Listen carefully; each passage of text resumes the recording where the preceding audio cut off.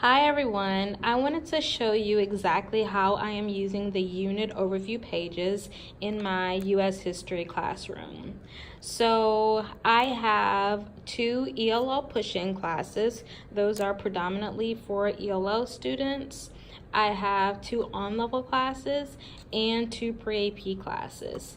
This year, we are especially doing a push with holding kids accountable for their own learning.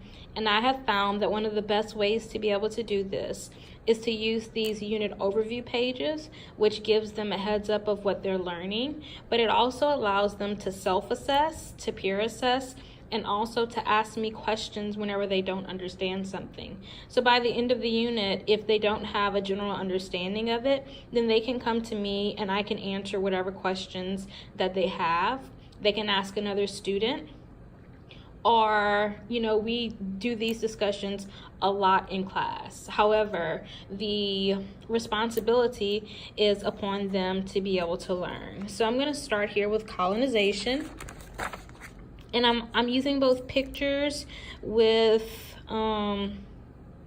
detail, with words, with people, and so forth, because some of my kids, our kids need visuals in order to be able to learn. And then on the back of the visuals, I have key vocabulary, key people, key documents, key places, and things based on each of the units. So I'm going to move on into the American Revolution. The same things. I pulled some important things in regards to visuals for them to be able to see. And then again on the back, I have key people, key vocab, key battles, events, and places. Now, with the vocabulary especially, it's so important for my kids because this isn't language that they use every day. So they're not going to be talking about mercantilism. They're not going to be talking about civil disobedience. But seeing this is going to allow them to hold themselves accountable to know when to use those within our history classroom. Moving on to the Constitution time period. Here we have pictures. And again, on the back, I have key vocabulary, key people, key documents, and so forth. Moving on to the New Republic, because we are a new country, the War of 1812, Louisiana Purchase, the political parties, and the presidents. And then again, the key vocabulary, key people, key events, and key documents. It's so important for me to make sure that they have these things so that they can know how to be able to use them in the proper context. And by the way, this is my reading binder that I'm using. I like to use these even for myself so that I know that I'm using the correct things. Moving on to the Industrial Revolution, here I have pictures with captions.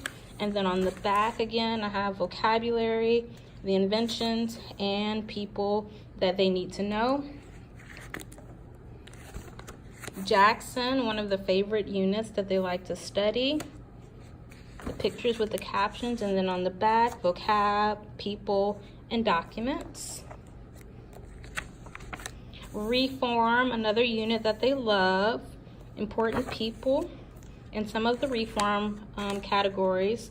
And then key people, key vocabulary, key events, and key documents. And again, even for us, we're not using some of these words in our everyday vocabulary. So it's very, very important that I put this out there and have a visual for them to be able to use. Westward expansion is next.